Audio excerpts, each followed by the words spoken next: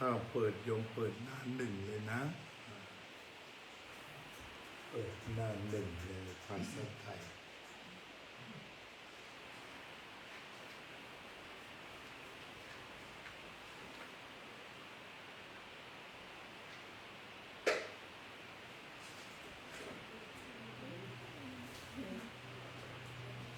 อะระหังสัมมา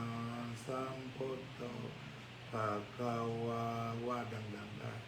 พระผู้มีพระภาคเจ้าเป็นพระอรหันต์ดับเพลิงกิเลสเพลิงทุกข์สิ้นเชิงตรัสรู้ชอบได้โดยพระองค์เองพุทธังภะคะวันตังอภิวาเทมิข้าพระเจ้าอภิวาทพระผู้มีพระภาคเจ้าผู้รู้ผู้ตื่นผู้เบิกบานสวากขาโตภะคะวะตาธัมโมพระธรรมเป็นธรรมที่พระผู้มีพระภาคเจ้าตรัสไว้ดีแล้วธัมมังนัมมัสสามิข้าพระเจ้านมัสการพระธรรมสุปฏิปันโนภะคะวะโตสาวกสังโฆ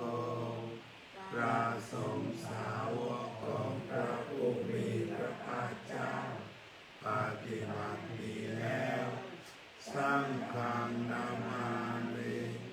ข้าพระเจ้านอบน้อมพระสงฆ์ขันธมยังพุทธัสสะภะคะวะโตปุพพะคณมการังกโรวะเสนะโมตัสสะภะคะวะโตขอนอบน้อมแด่พระผู้มีพระภาคเจ้าพระองค์นั้นอะระหะโตซึ่งเป็นผู้ไกลจากกิเลสสัมมาสัมพุทธัสสะตรัสรู้ชอบได้โดยพระองค์เองนะโม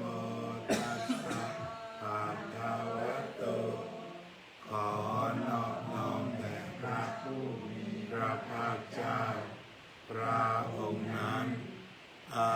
ระหะโตซึ่งเป็นผู้ไกลจากกิเลส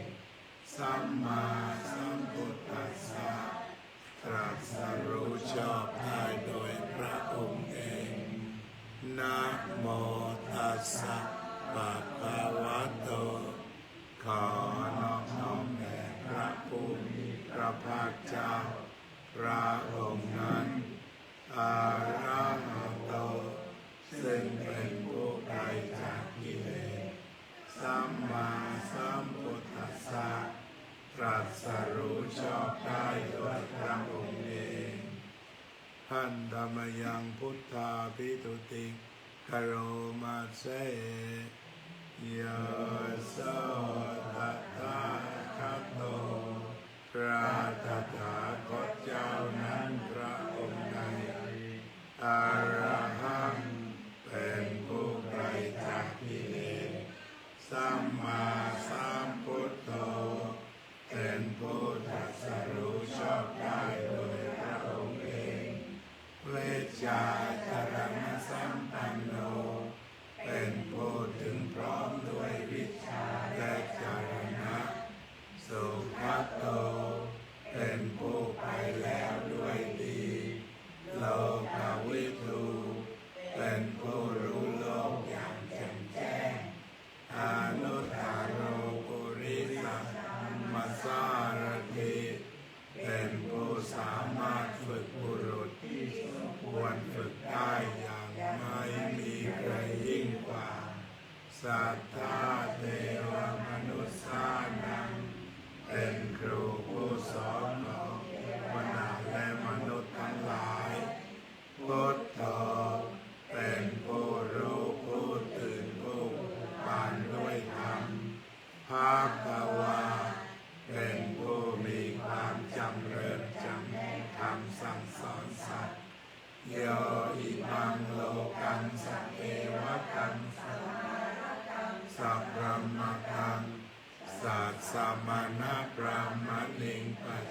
สัตเทวมนุษย์สังสัยอภิญญาสัจจิกัตตวาปเวเทสิพระผู้มีพระภาคเจ้าพระองค์ใดได้ทรงทำความดับทุกข์ด้วยพระปัญญาอันยิ่งเองแล้วทรงสอนโลกนี้พร้อมทั้งเทวดามารพรหมและหมู่สัตว์สมณพราหมณ์เราท่านเทวดาและมนุษย์ให้รู้ตามอโยธรรมังเทเสสิพระผู้มีพระภาคเจ้าพระองค์ใดทรงแสดงธรรมแล้วอาทิกัลยาณังไพเราะในเบื้องต้นมัชฌิกัลยาณังไพเราะในท่ามกลางปาริโยสาธกัลยาณังไพเราะในที่สุดสัทธังสัพพยัญชนะเกวังปริปุณังปริสุทธังพรหมจริยังปกาเสสิทรงประกาศพรหมจรรย์คือแบบแห่งการปฏิบัติอันประเสริฐบริสุทธิ์ไม่มีสิ้นเชิงเราตามอัตตาเราตามปยัญชนะตาวะหังภควตังชยามิข้าพเจ้าบูชาอย่างเฉพาะพระผู้มีพระภาคเจ้าพระองค์นั้นตามมาหังภวันตังศิรสนามามิข้าพเจ้านอบน้อมพระผู้มีพระภาคเจ้าพระองค์นั้นด้วยเสียงกล่าว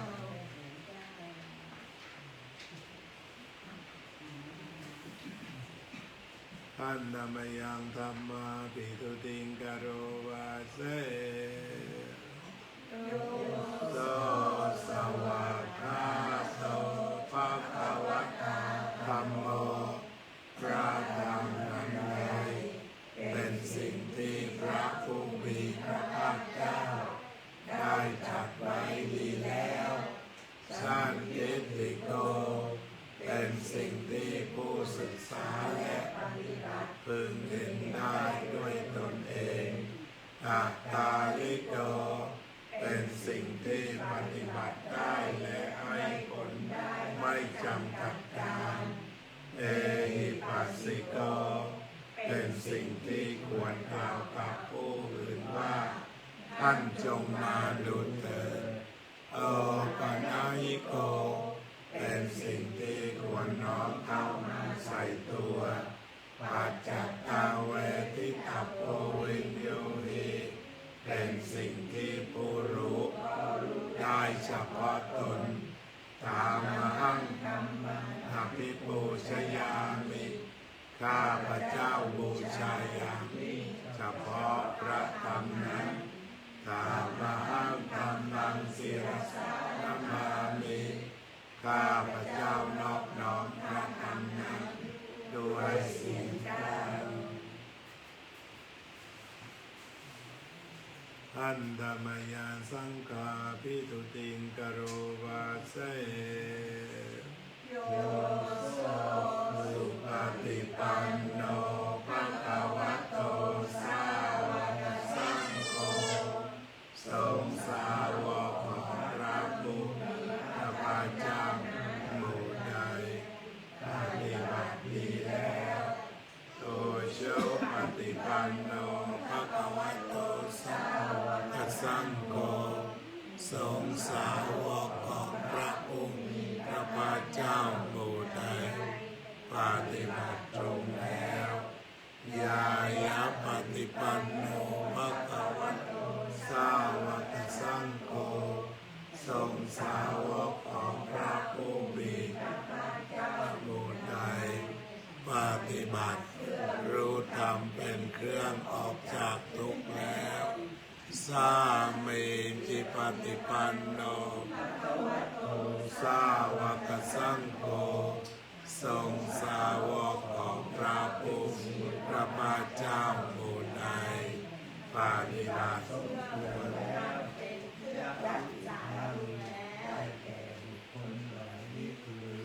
ขึ้นใหม่ก็แล้วกันดูไปคนละทิศนะสุปฏิปันโนภะคะวะโตสาวกสังโฆทรงสาวกของพระผู้มีพระภาคเจ้าหมู่ใดปฏิบัติดีแล้วโอโชปฏิปันโนสาวกสังโฆทรงสาวกพระผู้มีพระภาคเจ้าหมู่ใดปฏิบัติตรงแล้วยายะภะคะวะโตสาวกสังโฆทรงสาวกของพระผู้มีพระภาคเจ้าหมู่ใดปฏิบัติเพื่อรู้ธรรมเป็นเครื่องทุกข์แล้วสามีจิปฏิปันโนภะคะวะโตสาวกสังโฆทรงสาวกของพระผู้มีพระภาคเจ้าหมู่ใดปฏิบัติสมควรแล้วยาจิตังได้แก่บุคคลเหล่านี้คือจัตตาริปุริสายุนิอัตถาปุริสบุคลาคู่แห่งบุรุษสี่คู่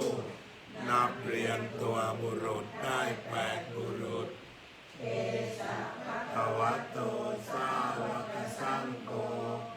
นั่นแหละสงฆ์สาวกของผู้มีพระภาคเจ้าอาหุนายโยแต่งสมควรสักการะที่เขานำมาบูชาปาหุนายโยแต่งสมควรสักการะที่เขาจัดไว้ต้อนรับภาคินายโยเป็นผู้ควรรับทักษิณาทานอัญชลิกรณิโยเป็นผู้ที่บุคคลทั่วไปควรทำอัญชลีอนุตตรังปุญญกิกังโลกัสสะเป็นเนื้อนาบุญของโลกไม่มีนาบุญอื่นยิ่งกว่าตามหังสังฆังอภิปูชยามิข้าพเจ้าบูชาอย่างยิ่งเฉพาะพระสงฆ์หมู่นั้นตามหังสังฆังศิรสานามามิข้าพเจ้านอบน้อมพระสงฆ์หมู่นั้นด้วยเสียงกลองเปิดไปหน้า36หน้า36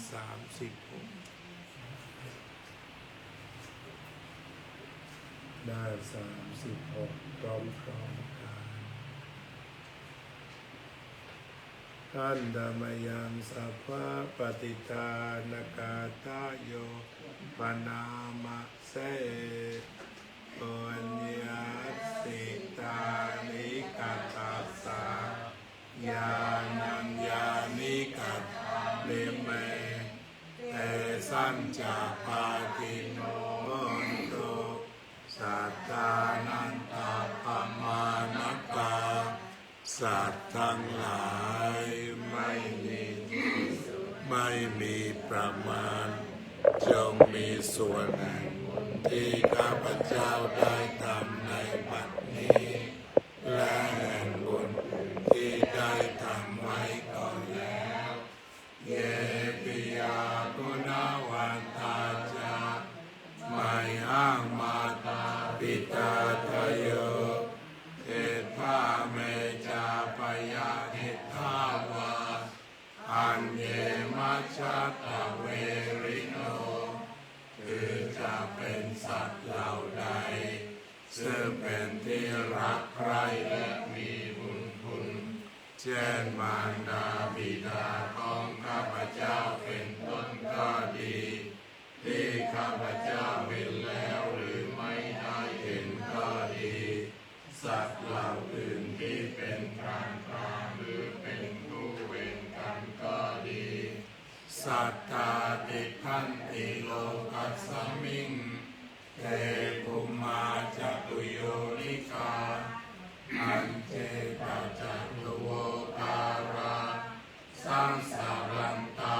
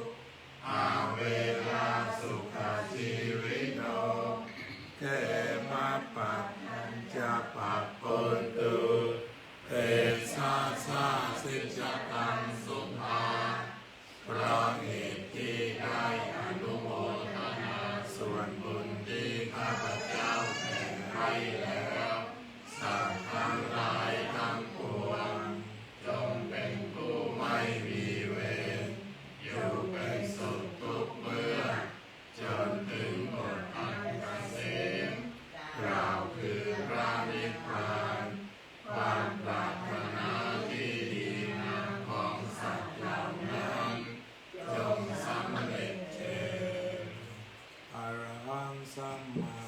สัมพุทโธภะคะวะพุทธังภะคะวันตังอะภิวาเทมิสวากขาโตภะคะวะโตธัมโมธัมมังนามัสสามิ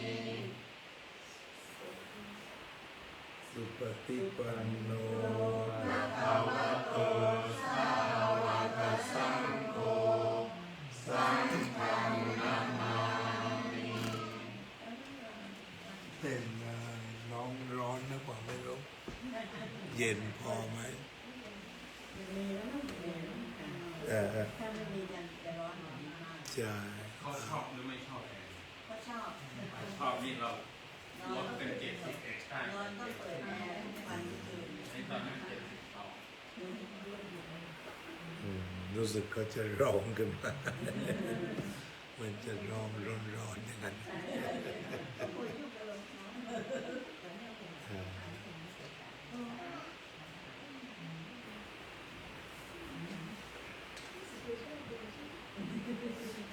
รองเท้าสองคู่ก็ไม่ใส่รองเท้าก็ไม่ใส่ไม่บอกต่อไปก็จะได้สวดมาติกาบังสกุล อุทิศส่วนกุศลนะครับพี่สาวของโยมเยาวราชรัตนาได้ก็เอารัตนาไม่ได้ก็สวดเลยถ้าโยมจุไรเดียวก็เดียวไปเลยเอาเลยพระมาเอาเลย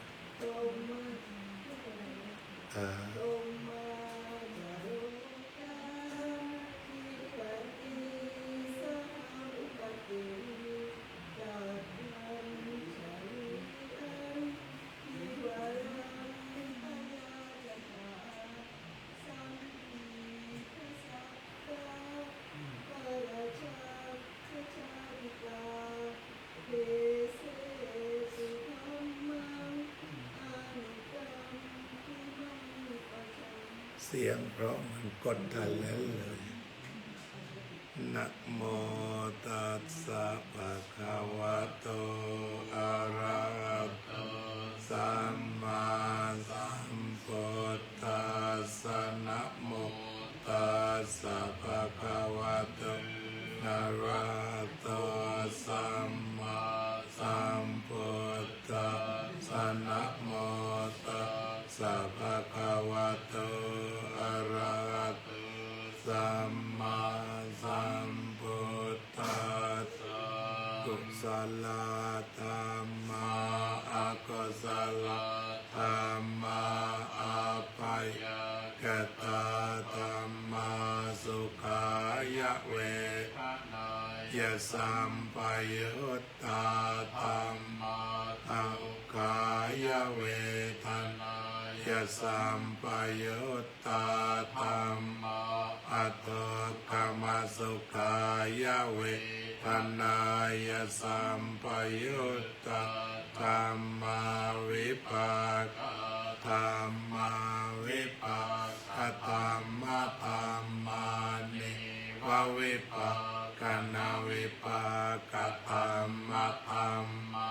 อุปาทินปาทานนิยธรรมอนุปาทินุปาทานนิยธรรมอนุปาทินานุปาทานนิยธรรมสากิเลตัสสะกิเลสิกาธรรมอาสังกิเลตัสสะกิเลสิกาธรรมอาสังกิเลตัสสะกิเลสิกาธรรมสวิตากสวิจาราธรรมอวิตากวิจารมัตตาธรรมาอวิตากวิจาราธรรมาปิติสมาคตาธรรมาสุขสากตาธรรมาอุเปกขาสากตาธรรมาตัสสันนาปหาตาภาธรรมาภาวนายปหาตา ตาธรรมานิวัตัสสะเนอนันนาภาวานายปะตาปะตัมมาตัสสะเนนะปะหาตาภาเหตุกาธัมมาภาวานายปะหาตาภาเหตุกาธัมมานิวัตัสสะเนนะนะภาวานายปะหาตาภาเหตุกาธัมมาจายกามิโนธัมมาอปัจจยกามิโนธัมมาเนวาจายกามิโนนาปัจจยกามิโนธัมมาเสกขาธัมมาเสกขาธัมมาเนวะเสกขานาเสกขาธัมมาปริตตาธัมมามหากตาธัมมาอัปปมานาธัมมาปริตตารัมมนาธัมมามหากตารัมมนาธัมมาอัปปมานารัมมนาธัมมาอินาธัมมามัจฉิมาธัมมาปณิตาธัมมาเมจจัตตานิยตาธัมมาสัมมาตานิยตาธัมมาอนิยตาธัมมามัคคะพระมนาธัมมามัคคะเหตุกาธัมมามัคคะทิปติโนธัมมาอุปปันนาธัมมาอนุปปันนาธัมมาอุปาทิโนธัมมาอติตาธัมมาอนาคตาธัมมาปัจจุบันนาธัมมาอติตารัมมนาธัมมาอนาคตารัมมนาธัมมาปัจจุบันนารัมมนาธัมมาอัสสะธัมมาปะหิตาธัมมาอัจจตปะหิตาธัมมาอัจจตารัมมนาธัมมาปะหิตาธัมมนาธัมมาอัจจตปะหิตารัมมนาธัมมาสนิทัสสนะสติกาธัมมาอนิทัสสนะปฏิกาธัมมาอนิทัสสนะปฏิกาธัมมาเหตุปัจจโยอารัมมณปัจจโยอธิปติปัจจโยอนันตรปัจจโยสัพพันตรปัจจโยสัจจตปัจจโยอัญญมัญญปัจจโยเนสยปัจจโยอุปเนสยปัจจโยปุเรชาตปัจจโยปัจจาชาตปัจจโยอาเสวนปัจจโยกัมมปัจจโยวิปากปัจจโยอาหารปัจจโยอินทรียปัจจโยชานะปัจจโยมรรคปัจจโยสัมปยุตตปัจจโยวิปยุตตปัจจโยอติปัจจโยนาติปัจจโยวิคตปัจจโยอวิคตปัจจโยเอามาวางพระบางสกุลสองคนพอดีสองคนนะเช่ผ้าวาง ด้วยกันเอาโยมวางด้วยกันโยมด้วยกันโยม ยกอะไรนะ วางผ้าวางผ้าเอา ที่รับปืน ที่ ที่ รับ รับ ปืนย่อ ปื เฉ น พาะผ้า ที่รับปืนเอาสามคนมาแตะด้วยกัน แต่ด้วยกันจับ แตะ ด้วยกัน ด้วย โย กั ม น โยมว่า จับ จะ ด้วย จับ กั ด้วย น กันนะนะ ค่อยๆจับด้วยกันเรี รียบร้อยเอาต่อไปทางโน้นท่านอาจารย์อีกหนึ่งผืนพาไปด้วยกันไปเหมือนเดิมไปทั้งสามร่วมใจ ทีนี้ยังไม่ได้ทำนี่ทำแล้วที่เมืองไทย อ๋อได้ เชิญนั่งที่เดิม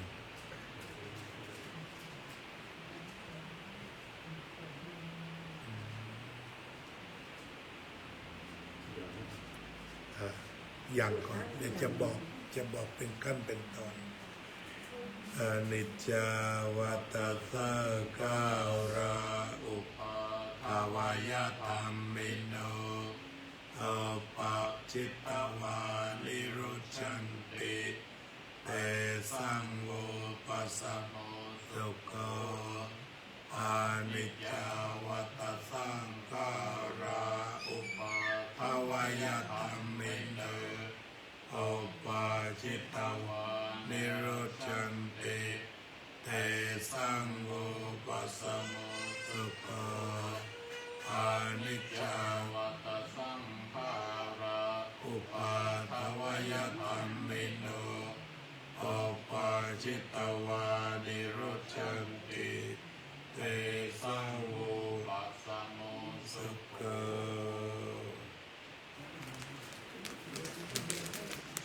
ต่อไปกล่าวคำถวายสังฆทานนะโมพร้อมกันขอเชิญ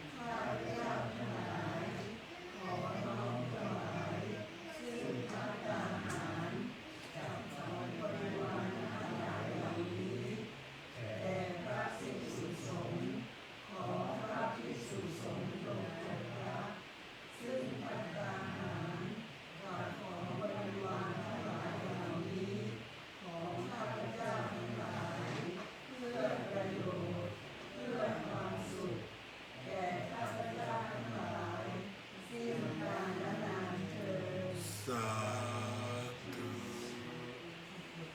มาประเคนสังฆทานได้เลย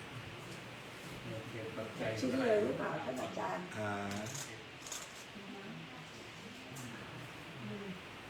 ด้วยกันก็ได้นะโยมมาจับด้วยกันก็ได้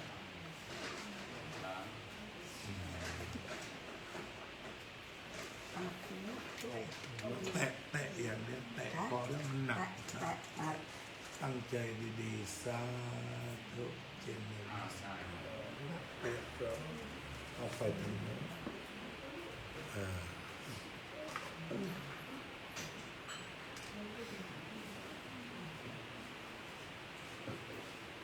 คุณครูยังมาไม่ถึงนะ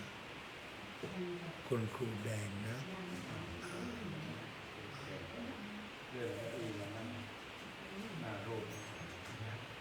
เอาเก้าอี้มานั่งกัน3 คน เลื่อนเก้าอี้มานั่งหน้ารูปเลื่อนเก้าอี้เลย จะได้กรวดน้ำนึกออกกรวดน้ำหน้ารูปนึกออกนะสวยเลยใช่ไหมจะรอครูแดงหรือว่าให้พรได้เลยหรือรออีก10รอสักครู่อย่างรออีกถ้ารอก็ให้พักหรือทำอะไรกันก่อนอย่างนี้ โยมเห็นโยมเตรียมอะไรจะถวายหรอถ้าเขาเตรียมถวายต้องถวายจังหวะนี้เลย ได้เลย ใช่เขาจังหวะนี้แหละ จะถวายเลย เห็นโยมเขาเตรียมนะเขาจะบอกว่าถวายตอนไหนดี อ๋อครับได้ช่วยกัน นะ ลงนั่ง ยืนได้ที่นี่ให้ยืนกันนั่งเก้าอี้ไม่นิยมไม่นั่งพื้นก็วางฟอร์มไว้แล้วครับฉะนั้นเป็นที่สำหรับเซเว่นอัพจะมาทำบุญได้โดยตรง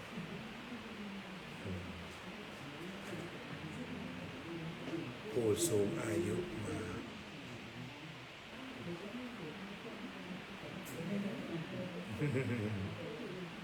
น้องแคทจะได้กรวดน้ำ โยมก็วางมือก็ได้โยมเพราะว่ายังรอครูแทน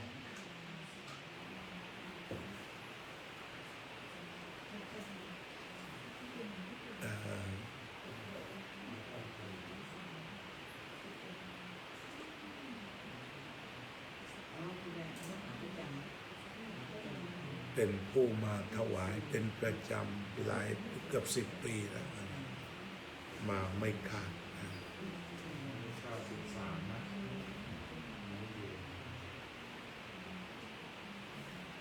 เป็นพี่ของโยมพวงจันทร์นะ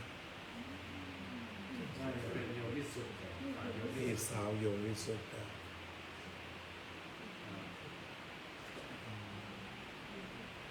นี่แล้วเกือบก็ไม่ใช่ ลงทีเวมาแล้วค่ะ รอเอารอตมาก็คุยธรรมะไปนิดหนึ่งแล้วกันนะก็ได้แคทเธอรีนอนุญาตแล้วโอเคก็วันนี้โยมเยาวลักษณ์พร้อมกับหลานได้มาทำบุญหาพี่สาว การทำบุญแบบนี้เรียกว่าทักษิณานุปทาน คือการอุทิศหรือว่าโยมจะคุยกันดีก็ได้นะ ถ้าคุยข้าวเวลาได้ก็คุยกันจะพูดธรรมะก็มีทางเรื่องยอมคุยกันก็ได้เอา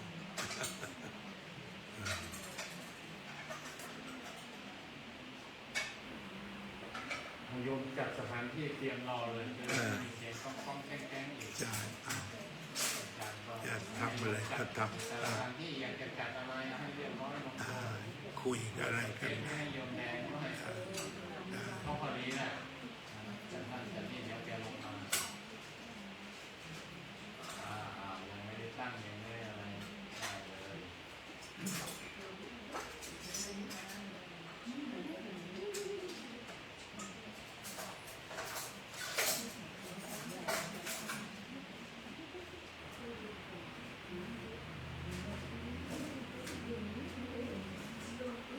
คงจะขึ้นแล้ว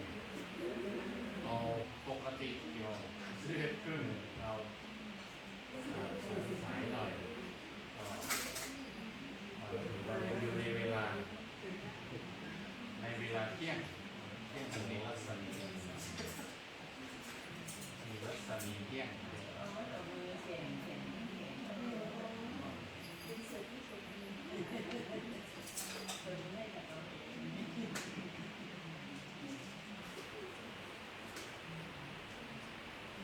โยมเขาทำบุญกันไปแล้วตั้งแต่ว่ากลางเดือนแล้วเนาะ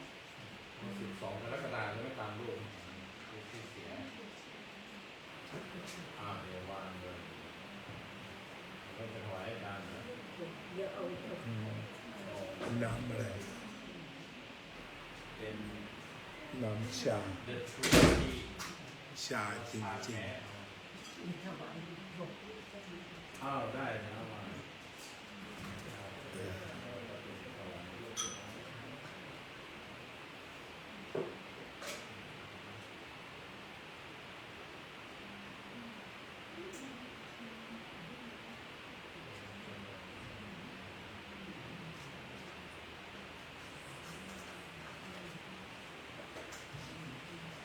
หยุดสร้างหนึ่ง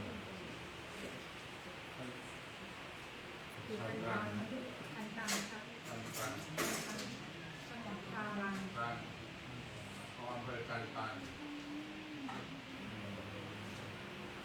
แต่เคยมาอยู่ที่นี่ใช่ไหม ไม่เคย เคยมาใช่ไหม เคยมาเที่ยว มาเที่ยว เพื่อนกับอาจารย์ก็รู้จัก แต่ว่าเคยเห็นหน้าอยู่ พี่อะไรนั้นก็รู้จักยังเคยกินข้าวยำที่แกทำเลย เห็นหน้าเราเลย ไปที่กินกับร้านด้วย แต่ไม่เคยมาอยู่อเมริกาเนาะ มาอยู่แบบ มาเยี่ยม อ๋อมาอยู่ ไปเยี่ยมน้อง แกมา3 ครั้งละ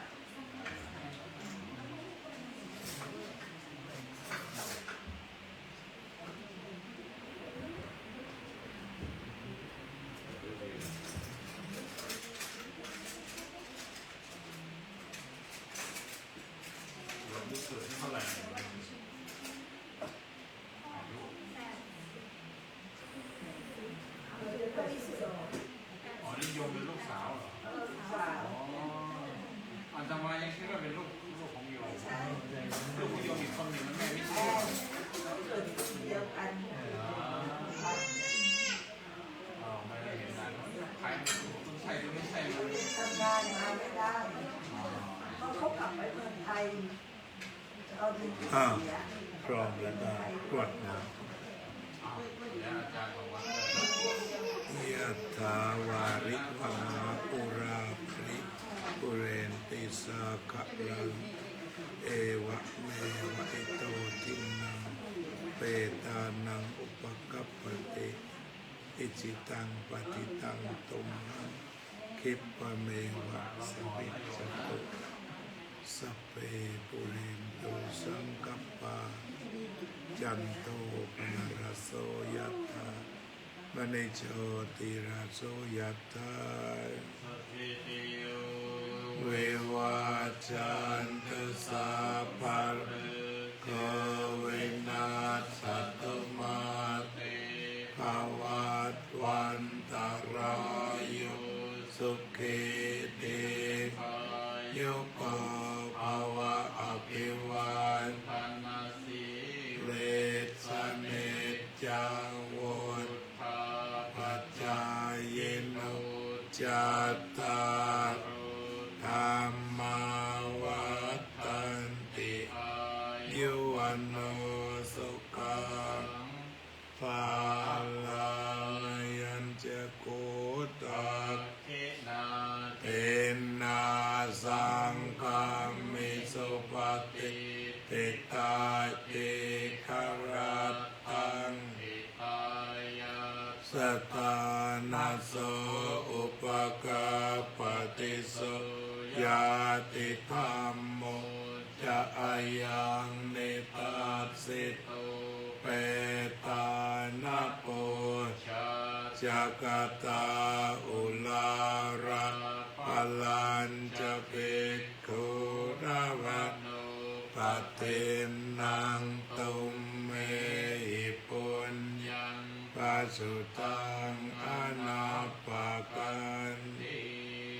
ภวตุสัพพมังคลังรักขันตุสัพพะ เท วัตตา